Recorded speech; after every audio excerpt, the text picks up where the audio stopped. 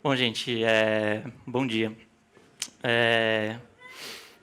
Que a graça e a paz do nosso Senhor Jesus Cristo esteja com todos nós hoje e sempre. Amém? Hoje a gente vai falar de parábolas. E quando eu estou falando de parábola aqui, eu não estou falando de uma expressão gráfica de uma função de segundo grau. Nós vamos falar de histórias. Se as parábolas que fôssemos falar fossem simplesmente expressões de funções de segundo grau, o meu desafio aqui, acreditem, seria muito mais simples. A meu ver, equações de segundo grau são mais simples. É só se aplicar Bhaskara e acabou. Mas nós não vamos falar disso. As parábolas que Jesus conta são histórias. Histórias que, em geral, têm o objetivo de instigar o ouvinte e se aprofundar numa verdade que está ali sendo revelada e dita. Assim como as funções de segundo grau, as parábolas de Jesus não nos entregam suas soluções ou suas conclusões de mão beijada e fácil. É preciso pensar, refletir, dialogar com o que está sendo contado ali, para então chegar à verdade que está sendo ali revelada. Eu não vou refletir muito aqui porque Jesus contou parábolas. Mas a existência de parábolas na Bíblia nos indica algo interessante sobre o nosso relacionamento com a palavra. Que Deus quer que nós nos engajemos com as suas escrituras. Não basta simplesmente ler, como se você estivesse lendo um jornal ou vendo uma receita de bolo. É preciso que você se engaje com o texto, que você observe o texto, que você questione, que você reflita, muitas vezes lidando com as tensões que o texto gera em nós, para finalmente então responder ao texto com oração. Meu irmão e minha irmã, eu não sei como que você está no seu relacionamento com a palavra hoje, mas hoje Deus quer que a gente se engaje com a sua palavra. O texto de hoje ele é particularmente propício para isso. Ser uma parábola já ajuda, porque tem algo ali que precisa ser digerido, raciocinado, descoberto, vivido. Mas algumas das histórias que a gente vai ler hoje falam e desafiam muito o nosso coração. Então, por isso, vamos abrir lá em Lucas 15. Você pode deixar a sua Bíblia, seu aplicativo já aberto nesse texto. Vai ser a reflexão, a fonte do que a gente vai meditar hoje. Mas antes da gente iniciar propriamente essas reflexões, eu quero fazer algumas ressalvas. Porque a probabilidade de você já ter lido esse texto antes, de você já ter lido livros sobre esse texto, ou de você já ter ouvido muitas pregações sobre esse texto é muito alta. A parábola do filho pródigo deve ser uma das histórias mais conhecidas e refletidas ao longo da história da igreja. Então, eu queria dizer aqui que provavelmente eu não vou falar tudo que você já ouviu, refletiu e leu sobre esse texto. Certamente eu ia precisar de muito mais tempo do que a gente tem formalmente combinado para eu fazer essa pregação aqui. Outro ponto que eu também já refleti, eu também já ouvi, e eu também já li muito sobre esse texto. E se eu fosse citar cada ideia e fonte de onde que eu li as coisas que eu vou expor aqui para vocês, ia ficar muita coisa assim, né? Segundo fulano de tal, fulano de tal, fulano de tal, a bibliografia ia ser grande e extensa. Então eu quero deixar muito claro aqui, meus irmãos, que o que eu vou falar aqui é porque eu vejo esse texto hoje sobre o ombro de gigantes. Homens e mulheres que estudaram esse texto profundamente e ajudaram a gente a diminuir esse abismo histórico, cultural, linguístico que tem associado esse texto com a gente hoje. E ajuda a gente a entender esse texto de uma maneira mais clara. E a minha última ressalva, antes da gente começar propriamente, é que, independentemente do que a gente já ouviu sobre esse texto, do que a gente já refletiu e do que a gente já leu, o que importa hoje é a nossa resposta diante desse texto. Por isso, eu convido vocês gentilmente para que vocês venham abaixar as guardas de vocês diante dessa palavra. Essa palavra deve provocar uma resposta para você hoje. E, ao meu ver, isso é o que mais importa. Como nós vamos responder a essa palavra? Vamos ler, então? Eu peço que vocês deixem um texto aberto aí. A gente vai lendo os textos aos poucos dessa vez. Iniciando agora dos versículos de 1 ao versículo 3. Eu vou ler na Nova Versão Internacional, mas fique à vontade aí para acompanhar na sua versão favorita. Vamos lá. Todos os publicanos e pecadores estavam se reunindo para ouvi-lo. Mas os fariseus e os mestres da lei o criticavam. Este homem recebe pecadores e come com eles. Então Jesus lhes contou esta parábola. Aqui a gente tem o contexto da nossa parábola. A situação que motivou Jesus a contar essa história.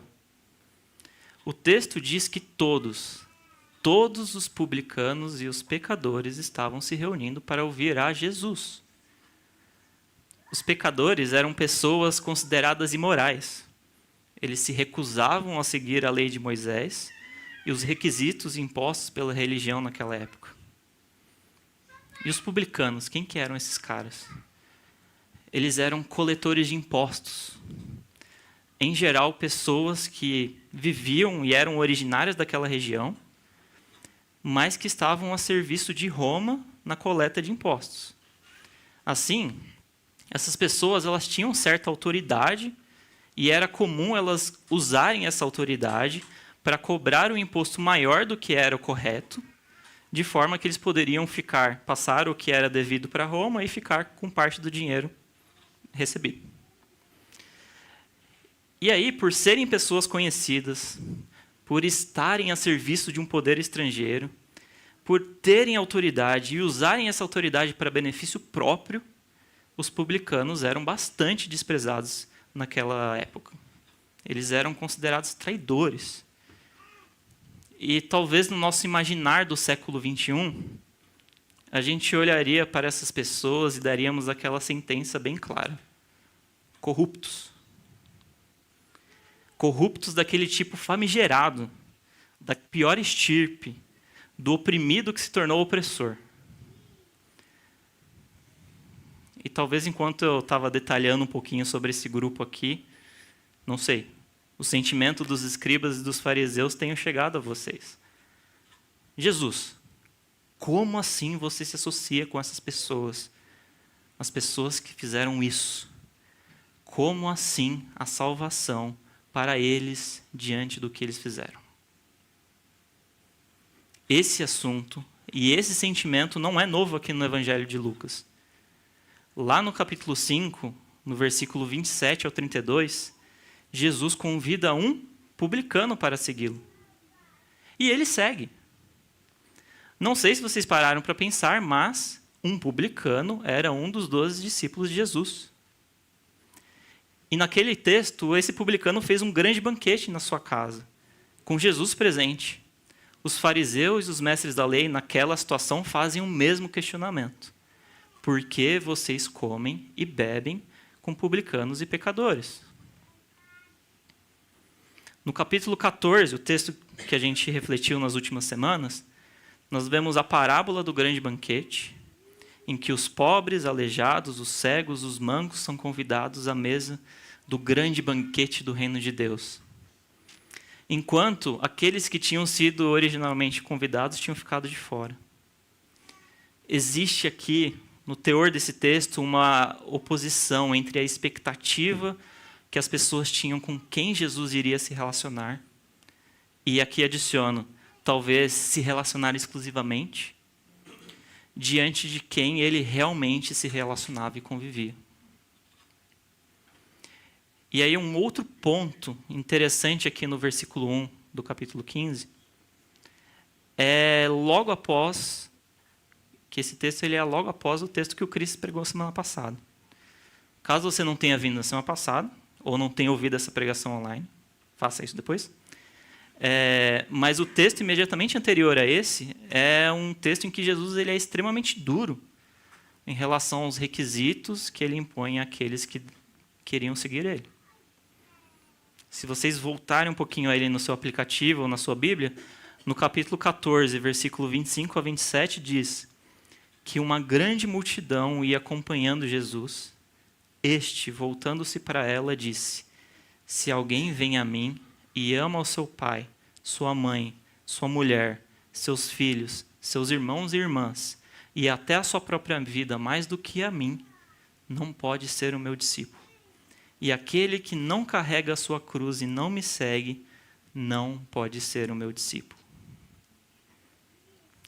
Pulando depois para o versículo 33, diz lá, capítulo 14, qualquer de vocês que não renunciar a tudo o que possui, não pode ser o meu discípulo. E o texto, ele termina, o texto da semana passada, termina com uma grande chamada de atenção. Aquele que tem ouvidos para ouvir, ouça, atenção. Cuidado. E logo depois desse contexto imediato, o texto continua falando que todos os publicanos e pecadores se reuniam para ouvir a Jesus.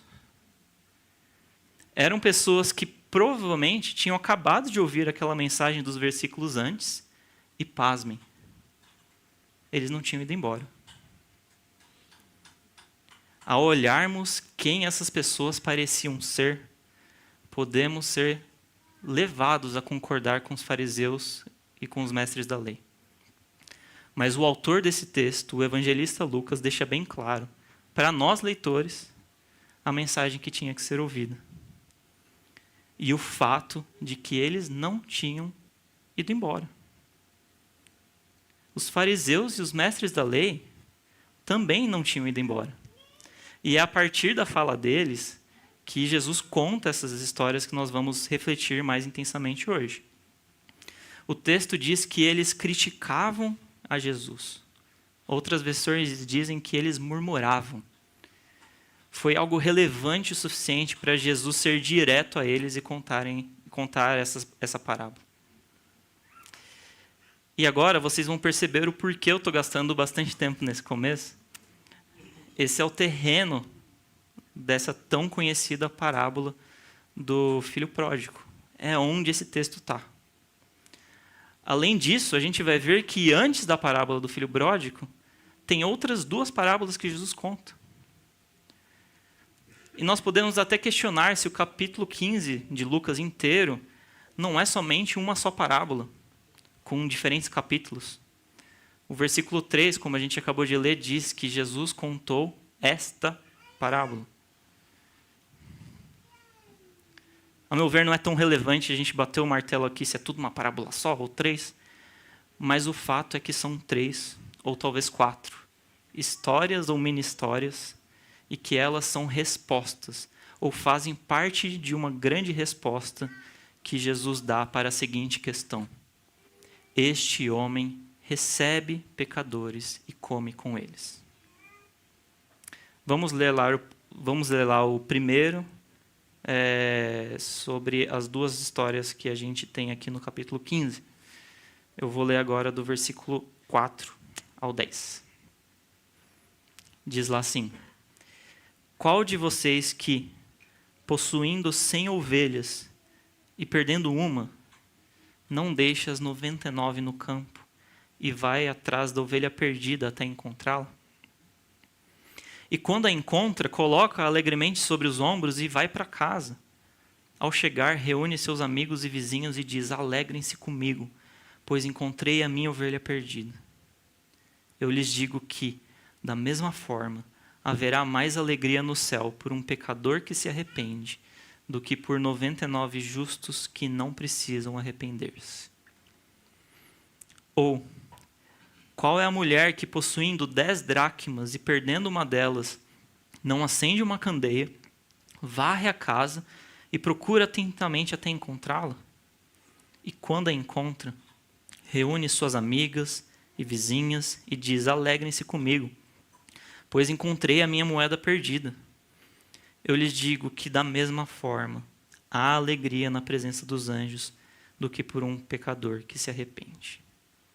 Eu li errado, desculpa. Há alegria na presença dos anjos por um pecador que se arrepende. São duas pequenas histórias que a gente lê aqui. Uma envolvendo uma ovelha perdida, esta que pertencia a um grupo de 100 ovelhas. Outra envolvendo uma moeda, uma dracma perdida. Esta que pertencia a um grupo de 10 moedas. Em ambos os casos, perder a ovelha ou a moeda trouxe um senso de urgência e de procura. No primeiro caso, podemos olhar o grupo de 100 ovelhas e pensar que, poxa, você tem 100 ovelhas, você perdeu uma, né? Você ainda tem 99, né? Talvez perder uma não faria tanta diferença. Mas a resposta do texto não é essa. O texto nos devolve uma pergunta. Quem não vai atrás da ovelha, deixando as outras 99 para trás? E a procura até encontrá-la? Pode ser que tenha um risco também das outras 99 se perderem enquanto está procurando, mas o texto não entra nesse mérito. No segundo caso, a gente sabe que a dracma ela era o valor dado por um trabalho braçal de um dia, né? Então, era um dia de trabalho recebido naquela época. E a gente percebe que a perda do dinheiro referente a um dia de trabalho vai ter consequências mais imediatas e mais perceptíveis, né? Em pouco tempo, essa moeda seria necessária. E a gente fica até um pouco mais envolvido com a urgência e a procura desse bem. Quem que, perdendo 1/10 do seu sustento, não procuraria em cada centímetro da sua casa até encontrá-la? Em ambos os casos, tanto a pessoa que perde a ovelha e encontra, como a mulher que perde a moeda e a encontra, os dois exclamam para os seus amigos e para os seus vizinhos: alegrem-se comigo, pois eu encontrei a ovelha perdida ou a moeda perdida. Encontrar o que estava perdido trouxe alegria. Levou eles a compartilharem essa alegria com as outras pessoas. Era algo que precisava ser celebrado. Eu não sei se você já perdeu alguma coisa de valor, algo que você sentiria falta e faria falta a você. Mas não dá uma aflição quando a gente perde alguma coisa? E ainda quando a gente não acha. E também não dá um alívio e uma alegria quando a gente encontra. Às vezes até raiva, né? Meu Deus, estava aqui no meu bolso, né? Mas essa sensação de alívio e de alegria era um pouco da sensação que estava sendo vivenciada nessas duas histórias. Nessas duas histórias, Jesus é bem claro sobre o que ele queria dizer. Afinal, por que raios ele estava contando essas duas histórias em resposta às críticas dos fariseus e dos mestres da lei? Ao final da primeira história, ele diz: da mesma forma, haverá mais alegria no céu por um pecador que se arrepende do que por 99 justos que não precisam se arrepender. E ao final da segunda história, ele vai falar: da mesma forma, há alegria na presença dos anjos de Deus por um pecador que se arrepende. Por que Jesus se associa e come com pecadores?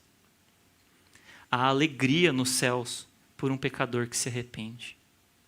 Os fariseus, eles olham para essas pessoas e eles só veem pecadores. Jesus está aqui falando: vejam, nos alegremos por pecadores que se arrependem.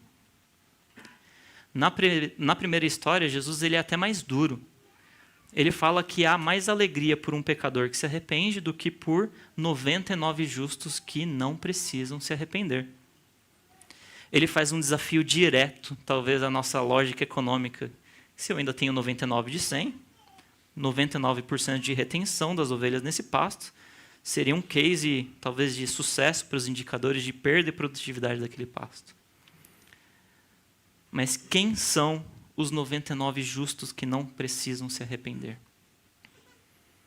no mesmo capítulo 5 que eu mencionei agora há pouco, do Evangelho de Lucas. Em outra situação que os fariseus e os mestres da lei questionam Jesus em relação à associação dele com pecadores e publicanos, a resposta de Jesus é a seguinte. Ele fala, não são os que têm saúde que precisam de médico, mas sim os doentes. Eu não vim para chamar justos, mas pecadores ao arrependimento. Novamente, ele usa aqui essa imagem dos justos como uma resposta àqueles que os questionam. O desafio aqui está claro, meus irmãos. A alegria para aqueles que se arrependem. Você não precisa se arrepender? Você se considera a si mesmo como um justo? Então, você está dizendo que não precisa de Jesus. Ele veio para aqueles que se arrependem. Se arrepender está relacionado a algo que precisa ser arrependido. É olhar para si mesmo e se tornar consciente de quem você é, do pior do que você é, da distância que há entre você e Deus, e clamar por misericórdia. É dizer, como o publicano, na parábola que Jesus vai contar lá no capítulo 18, Deus, tem misericórdia de mim, que sou pecador. Meus irmãos, arrependimento tem a ver com mudar de direção. Tem a ver com ser radical diante do compromisso que você tem com Cristo. E é isso. Nós percebemos o quão longe estamos dele, nós clamamos por misericórdia a ele, e nós tomamos também as devidas ações nas nossas vidas que vão demonstrar frutos de arrependimento. E a gente já falou de frutos de arrependimento aqui nesse púlpito, lá no capítulo 3, quando a gente falou sobre a pregação de João Batista. Naquela situação, João Batista está pregando, e diante dessa pregação dele de arrependimento, a resposta do povo a ele foi, o que faremos então? E ele foi falando a cada grupo que o perguntava, desafiando a nós leitores. E nós? O que devemos fazer para demonstrar frutos de arrependimento? Você não precisa se arrepender? Sério mesmo? A mensagem do Evangelho é clara e se você não precisa se arrepender, Jesus não é para você. E é isso que Jesus está falando aqui para esses fariseus e para esses mestres da lei. Eu poderia encerrar a pregação de hoje aqui. A síntese do que eu vou falar daqui para frente é essa. E não vai ser muito diferente, não vou dar muito mais coisa do que isso. Mas Jesus continua, a gente vai continuar também. Com a história do pai e dos seus 12 filhos. Então vamos ler lá, a partir do capítulo 15, versículo 11. Vou beber uma água aqui antes.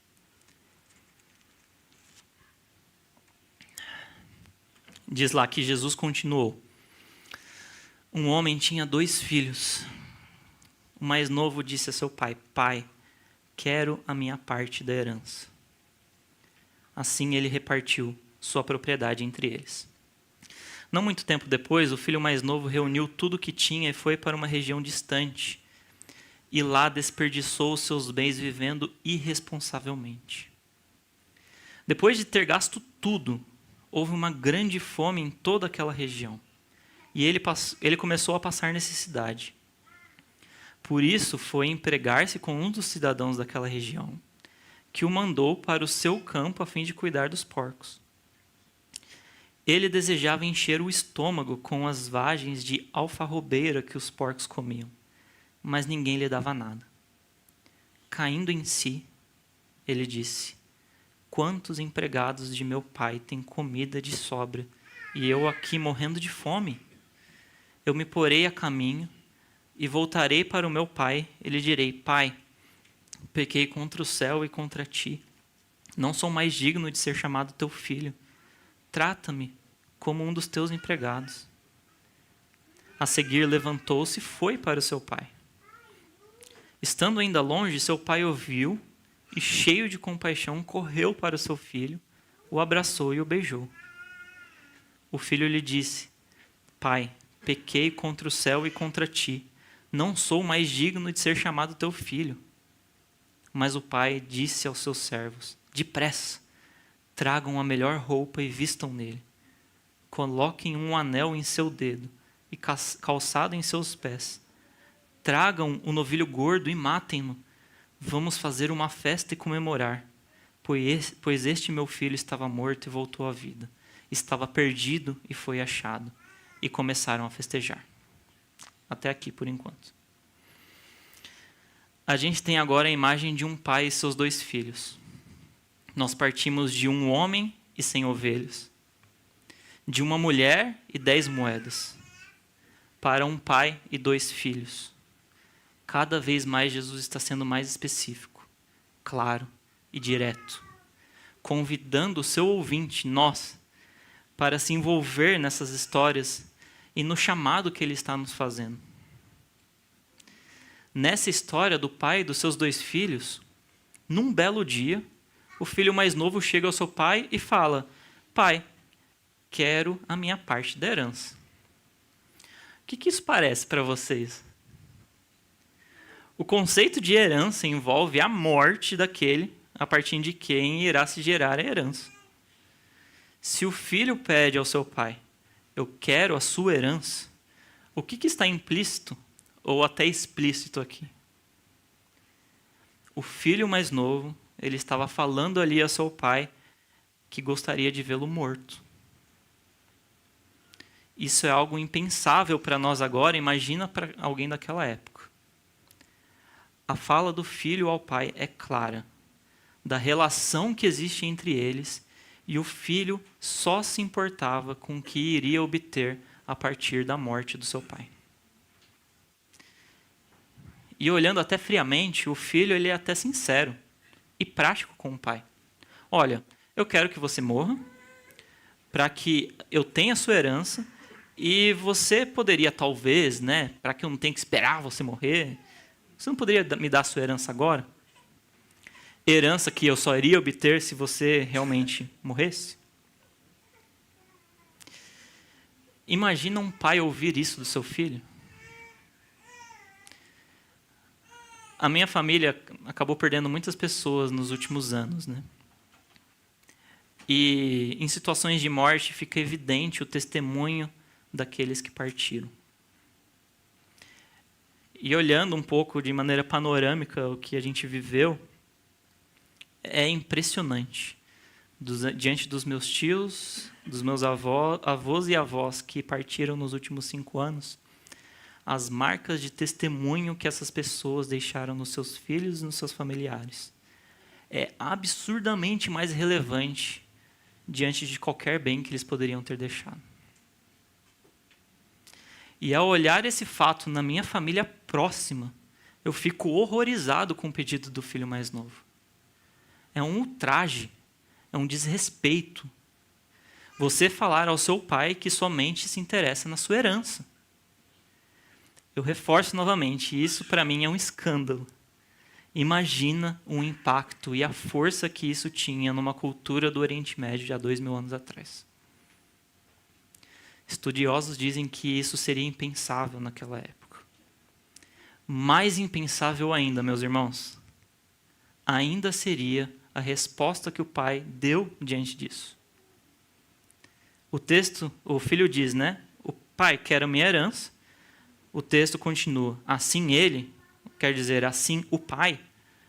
E quando a gente vai esperar a resposta do pai, a gente espera que, pusesse o filho de castigo. Vai para lá, moleque. Repreendesse ele veementemente. Fizesse qualquer coisa diferente do que ele realmente fez. Que foi que ele repartiu entre eles a sua propriedade.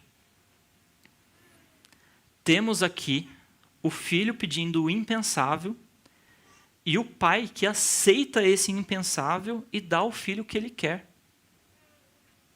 Meus irmãos, eu ainda estou talvez começando a engatinhar nos passos da paternidade. Mas isso aqui é escandaloso. É difícil da gente compreender. Tanto a atitude rebelde do filho, como a atitude passiva do pai. O filho, obviamente, ele vai embora com tudo que ele tinha para uma região distante do seu país.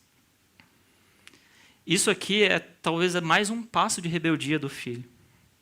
Ele não somente desejava a morte do seu pai, como ele disse não para o estilo de vida que o seu pai tinha em sua terra.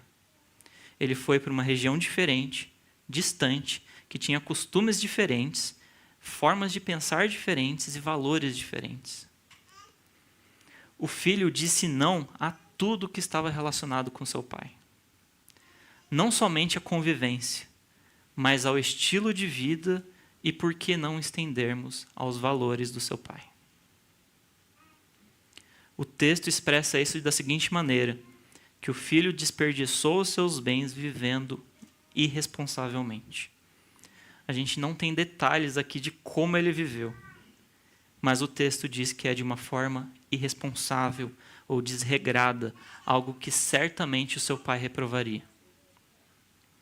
E é óbvio o que acontece. Vivendo dessa forma, o filho começa a passar necessidade. O texto ele vai aprofundando isso, mencionando que ele tinha um trabalho de dar comida aos porcos. E mesmo assim, ele passava necessidade, de forma que ele estava disposto até se alimentar da comida dos porcos. Talvez aqui os meus irmãos palmeirenses não vão entender isso muito bem. Mas a atenção que o texto está trazendo aqui. Eu sei que vocês valorizam o porco e tudo mais. Vocês estão vivendo uma fase boa, mas nesse contexto aqui, a audiência para quem Jesus estava contando esta parábola, o trabalho com os porcos era o fundo do poço. Talvez uma das situações mais degradantes que um judeu poderia vir a se sujeitar. Não somente pelo trabalho desagradável em si, né, de cuidar de porcos, mas porque esses animais, naquela cultura, eram considerados como impuros. Então existia ali uma repulsa ainda maior do que simplesmente comparado com outro trabalho braçal e difícil. A força do texto aqui é deixar bem claro a nós. Ele chegou ao fundo do poço. E aqui eu fico tentado a fazer uma aplicação forçada com meus irmãos palmeirenses, mas eu vou resistir a essa tentação.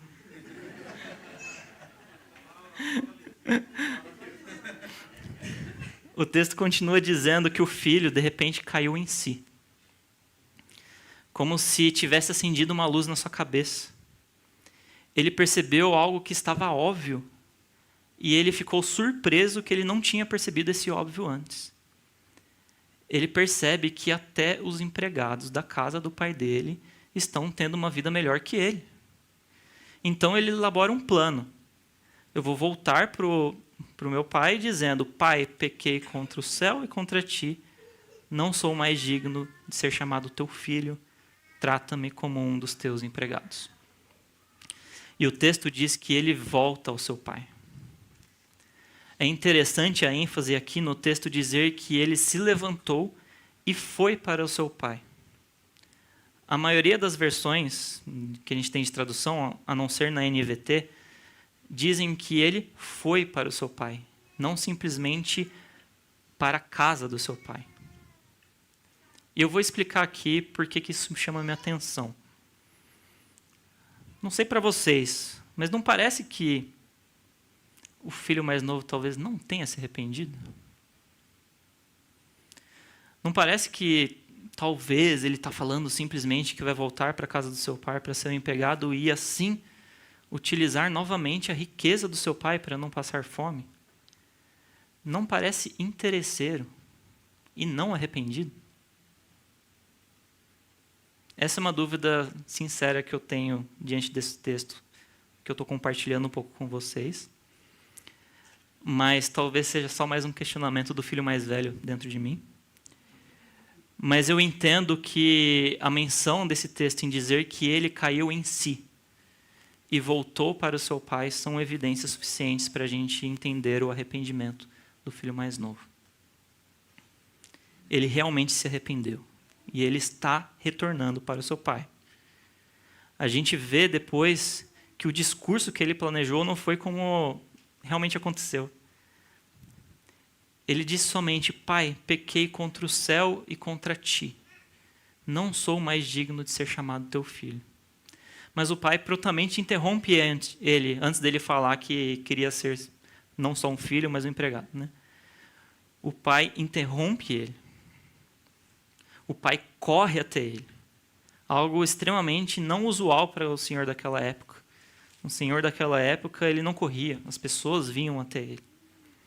Mas o pai, movido, cheio por uma compaixão, corre até o filho, o abraça, o beija e interrompe esse discurso pronto do filho, chamando os presentes ali para uma celebração e restaurando o filho mais novo para a sua condição de filho, que ele mesmo tinha rejeitado no passado.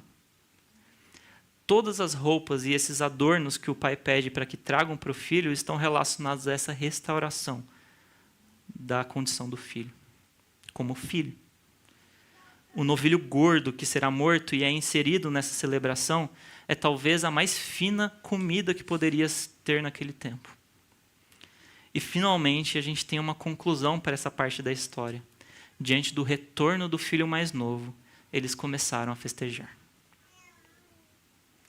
A gente pode refletir aqui com essas ações do pai diante do seu filho rebelde que retornou, de uma forma diferente das outras parábolas que a gente acabou de ler. O pai ele não foi procurar o seu filho até uma terra distante. Não houve uma parte no texto em que o pai procurou o seu filho até encontrá-lo. O pai, de uma forma até incompreensível para nós, ficou à espera.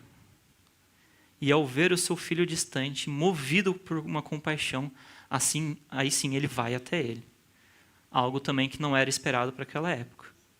O pai ele interrompe o discurso até desajeitado do filho com suas desculpas e assume o controle da situação, promovendo o completo retorno do filho à sua condição de filho. E bom, talvez a minha sensação inicial do arrependimento interesseiro do filho mais novo tenha um pouquinho mais de luz aqui.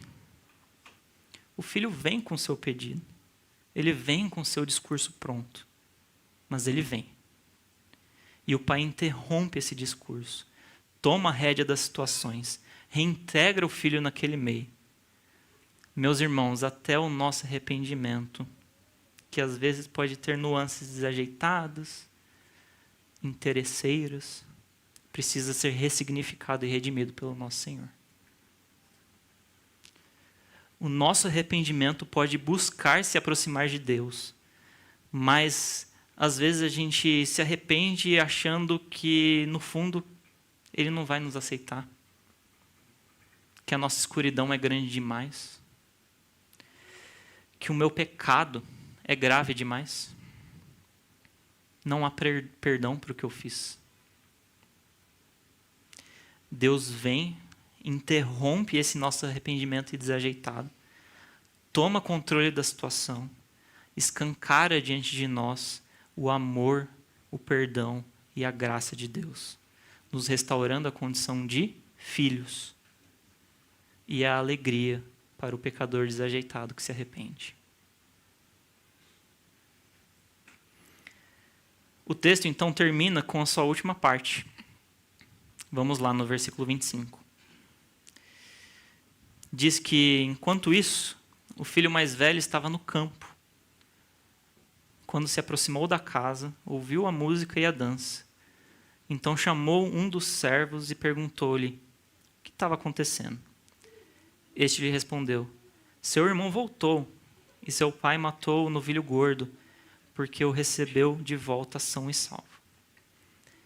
O filho mais velho encheu-se de ira e não quis entrar. Então seu pai saiu e insistiu com ele. Mas ele respondeu ao seu pai: olha, todos esses anos tenho trabalhado como um escravo ao teu serviço e nunca desobedeci às tuas ordens. Mas tu nunca me deste nem um cabrito para eu festejar com os meus amigos. Mas quando volta para casa esse teu filho, que esbanjou os teus bens com as prostitutas, matas o novilho gordo para ele. Disse o pai: meu filho, você está sempre comigo e tudo o que eu tenho é seu. Mas nós tínhamos que comemorar e alegrar-nos, porque esse seu irmão estava morto e voltou à vida. estava perdido e foi achado. Aqui a gente é finalmente apresentado a figura do filho mais velho. Desde o começo dessa história, nós somos informados que existem 2 irmãos. Mas o filho mais velho ele fica à parte até esse momento. Nós sabemos que o filho mais velho estava no campo, talvez trabalhando, e após um dia cheio de trabalho, ele retorna para casa do seu pai e nota que tem alguma coisa estranha, alguma coisa diferente. Ele ouve música e dança. Talvez ele não ouvisse algo assim há muito tempo. O filho mais velho, o filho que ficou, certamente teve que lidar com a perda do irmão que partiu, mas também com a dor terrível que o seu pai estava vivendo diante da partida do filho mais novo. Certamente não eram dias de alegria. E assim, essa situação o levou a perguntar para uns dos servos do que estava acontecendo. E ao saber do retorno do seu irmão, bem como da iguaria de honra que o seu pai tinha concedido ao seu irmão, que era o novilho gordo, o filho mais velho se ira e decide não entrar na festa. Com o filho mais novo, o pai não vai à sua procura, mas com o filho mais velho, o pai sai da festa e insiste para que o filho mais velho entre na festa. A resposta do seu filho é muito intensa, mas antes da gente entrar propriamente nela, eu quero aprofundar aqui um pouco dessa situação. O filho mais velho pergunta para o servo, ele se ira e não quer entrar. Então o pai sai e insiste para o filho entrar. E eu fico imaginando o que ocorreu aqui entre o filho mais velho se irar e decidir não entrar e o pai sair e insistir com seu filho entrar. Não me parece que o filho mais velho estava tentando ser um pouco discreto com a sua insatisfação. Talvez ele tenha feito um showzinho, sabe? Daquele que chamou a atenção do seu pai lá de dentro da festa. Talvez ele tenha simplesmente desabafado com o servo que levou a situação diretamente ao seu pai. O fato é que a insatisfação do filho mais velho tinha se tornado praticamente pública. Não, se não para toda a festa, ao menos para os quadros de funcionários daquela casa. E vocês sabem como que é a rádio peão, né? Iria se alastrar aquele acontecimento rapidinho. Vocês viram que o filho mais velho fez ontem à noite? Que papelão, hein? Fica claro aqui o desrespeito que o filho mais velho estava tendo para com seu pai. E isso ainda fica mais grave na sua fala. Ele diz, olha, todos esses anos tenho trabalhado como um escravo ao teu serviço e nunca desobedeci às tuas ordens. Mas tu nunca me deste nem um cabrito para eu festejar com os meus amigos. Mas quando volta para casa esse teu filho, que esbanjou os teus bens com as prostitutas, matas o novilho gordo para ele. Tem muita coisa aqui, então vamos com calma. Em primeiro lugar, é importante para a gente notar nessa fala do filho mais velho. Era a imagem que o filho mais velho tinha de si diante do pai. Ele não se define como filho, mas como um escravo. Parece que ele adiciona o fato de que ele nunca desobedeceu às ordens do seu pai, como se fosse um argumento de que ele era como se fosse um escravo naquela relação. Veja, eu nunca te desobedeci, por isso eu sou um escravo. A obediência dele parecia que não provia de uma relação de amor, cuidado e respeito mútuo, mas de algo forçado, imposto, rígido, que escraviza. E é notável o fato de ele nunca ter desobedecido às ordens do seu pai. Mas isso, num contexto de alguém que associa essa obediência à comparação de um escravo. E isso é no mínimo triste. E mostra que o filho mais velho, apesar de ele ter ficado em casa, externamente obedecendo ao seu pai, ele estava tão perdido quanto o irmão que tinha tido a coragem de ser sincero ao pai e ir embora para uma terra distante. O filho mais velho ele continua acusando que o pai nunca deu um cabrito para que ele pudesse festejar com os teus amigos. E aí a gente olha isso e fala, opa, então ele revela que tem interesses nas propriedades e nos recursos que o seu pai tem para dar. O mesmo interesse que o seu irmão tinha expressado também. E ele ainda acusa o filho mais novo de esbanjar os bens do seu pai com as prostitutas. E eu fico pensando, como que ele sabe que o filho mais novo tinha gastado os bens com as prostitutas? O texto ele não é claro em relação a isso, se ele tinha alguma informação a mais sobre o filho mais novo, como ele vivia, ou se simplesmente ele está julgando o que ele achava que seu irmão fazia. Eu não vou ter essa resposta, mas essa fala mostra que a divisão da herança feita no início desta história talvez não esteja bem resolvida. Parece que o filho mais velho não concordou com a ação do pai. E um outro ponto. O filho mais velho, ele demonstra não reconhecer o filho mais novo como irmão. Ele diz, esse seu filho. Vemos aqui o filho que ficou. Ele obedece o pai à risca, mas ele se vê como um escravo. Ele acusa o seu irmão de fazer o que talvez ele não sabe. Ele expressa discordância com a decisão do pai no início dessa história. Ele exclui o filho mais novo da sua concepção de família. Ele se sente injustiçado. Como que o pai pode ser tão bobo, enganado e gastar tanto com esse irmão fraudulento e irresponsável? Aqui Jesus ele aprofunda o sentimento que os fariseus e os mestres da lei estavam tendo.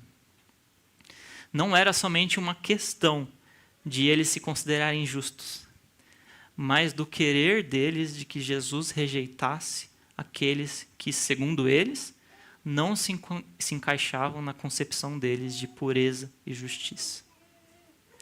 Jesus expõe que a obediência aparente deles era baseada numa relação de escravidão que eles impunham sobre eles mesmos.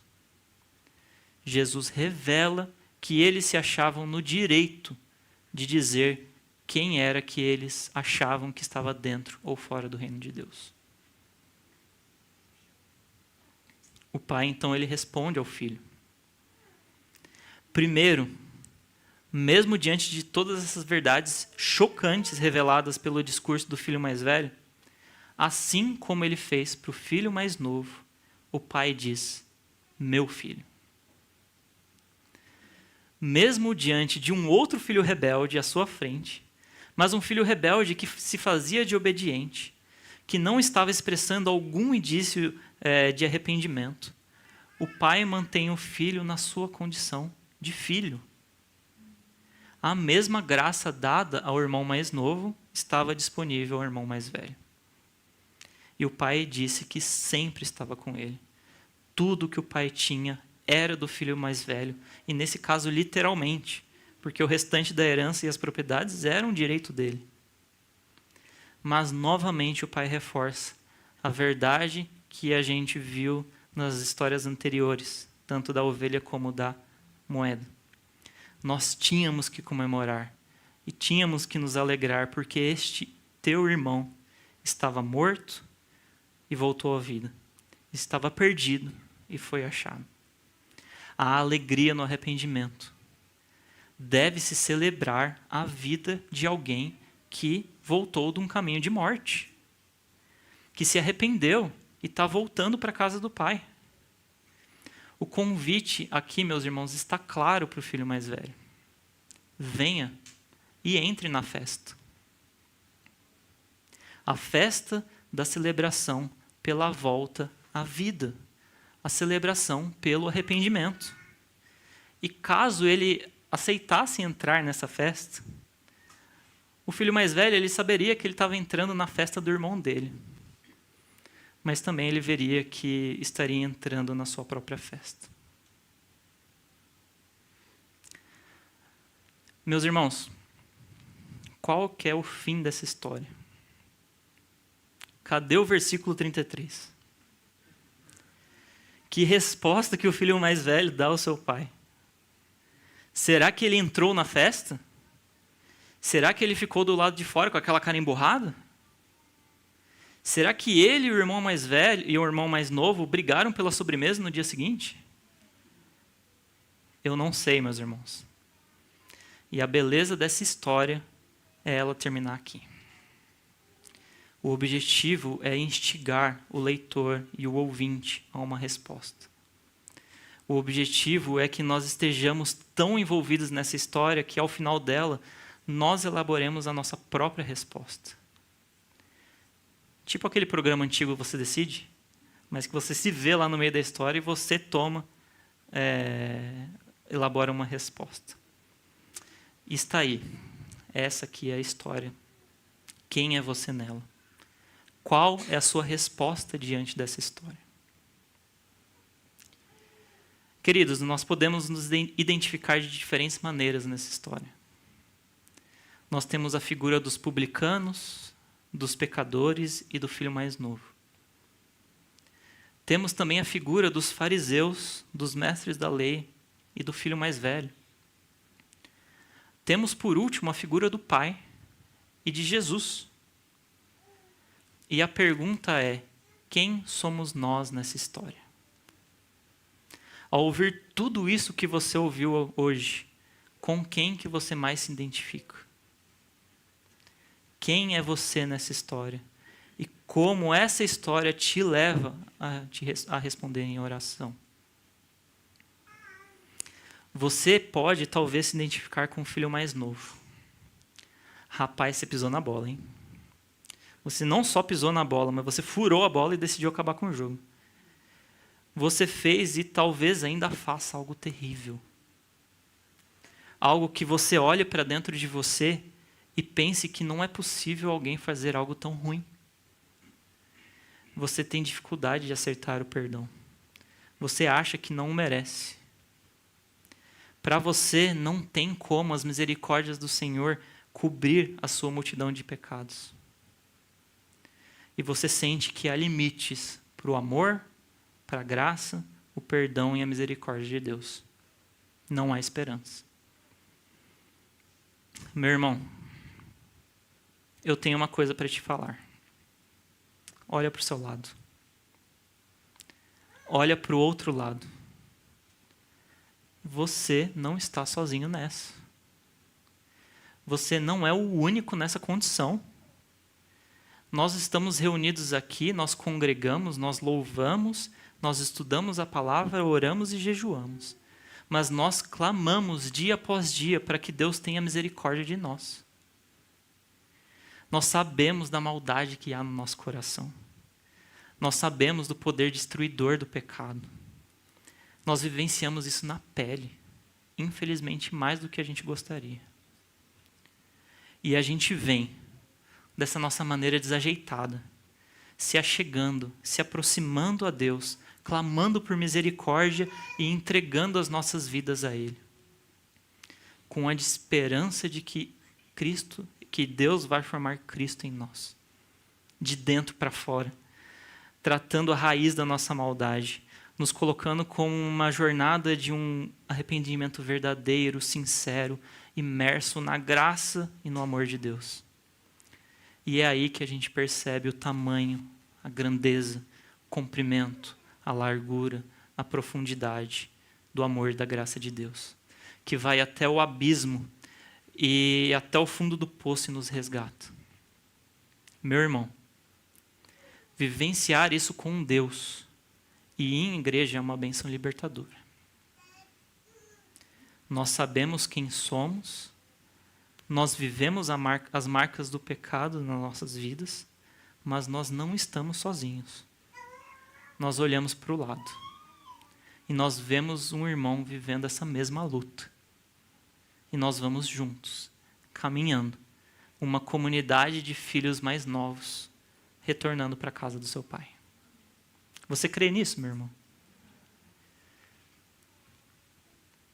Você também pode se identificar com o filho mais velho.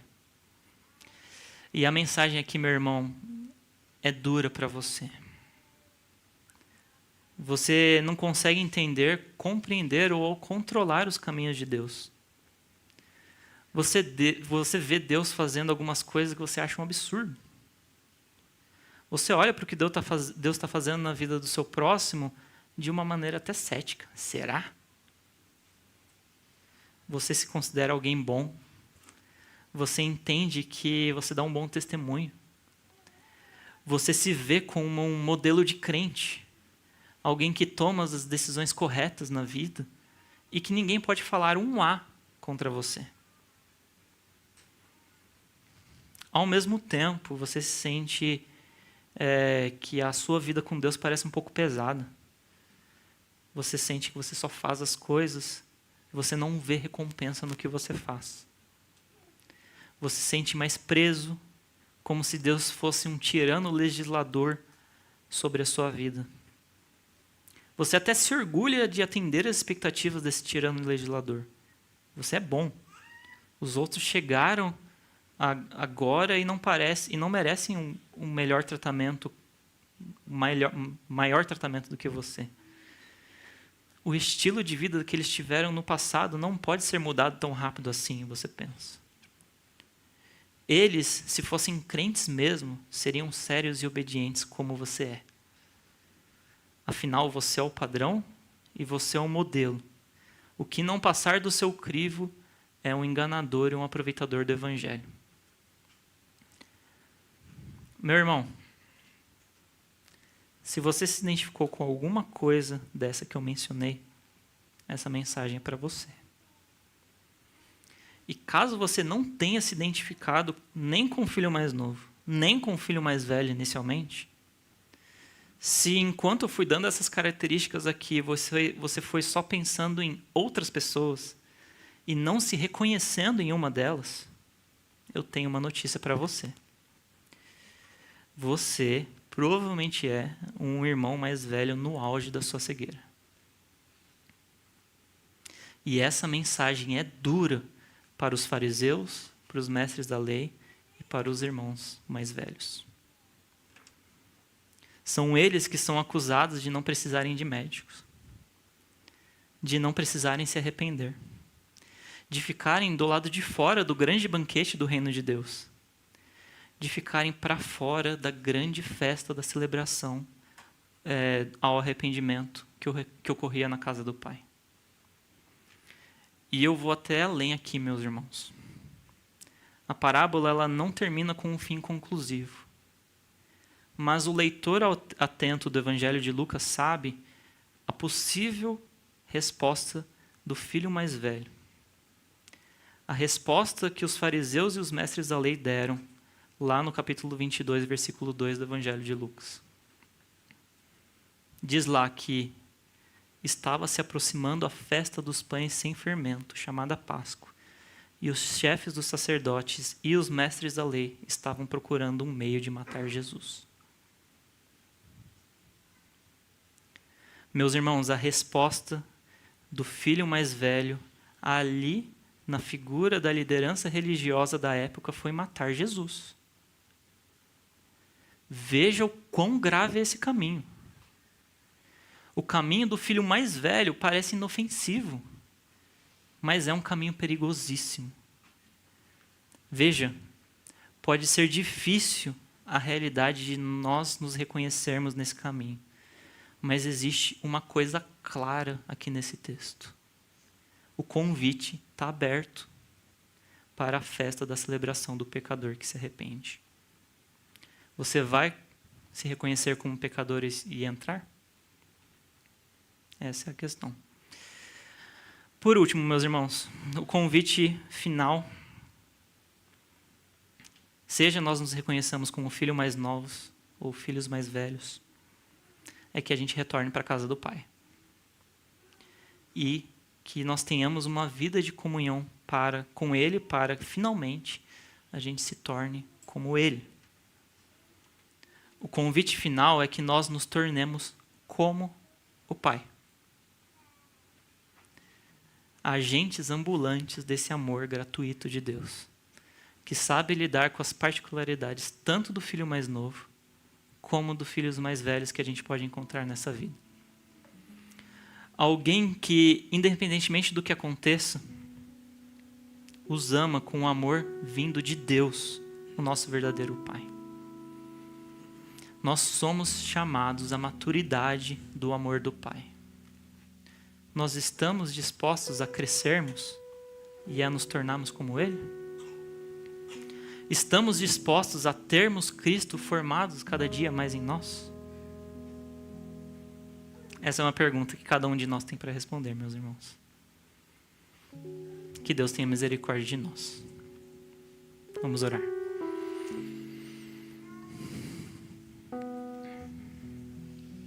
Senhor, a gente te louva porque esse texto ele vem direto no nosso coração, Pai. A gente te louva porque aqui a gente vê de uma maneira bem clara a Tua palavra, a Tua verdade indo diretamente no nosso coração. E nós clamamos a Ti, ó Pai. Tem misericórdia de nós, Senhor. Tem misericórdia de nós, ó Pai. Porque tal como o filho mais novo, nós somos rebeldes. A gente, Pai, a gente se rebelou diante de Ti, ó Pai, e a gente fez coisas impensáveis, coisas que parece que não tem solução. A nossa maldade parece não ter fim, Senhor. E a gente clama a Ti por misericórdia, Pai. Porque a gente precisa do Senhor e da Sua graça. Ao mesmo tempo, ó Pai, a gente se vê também nesse filho mais velho. A gente tem, ó Pai, uma justiça muito bem conceituada. A gente parece que muitas vezes tende a se comportar tão bem. E a gente deixa se convencer como nós somos bons, ó Pai. Mas diante desse texto fica escancarado aqui diante de nós, ó Pai, o quão longe nós estamos de Ti. E nós clamamos, venha sobre nós, ó Pai, com o Teu amor, com a Tua graça. E cura o nosso coração, Senhor. Leva-nos a esse amor do Pai, a esse amor que vem de Ti, esse amor, ó Pai, que não tem limites, esse amor que nos abraça, ó Pai, desse abismo daquele que está longe, mas também desse abismo daquele que está perto. Cuida dos nossos corações. Amém.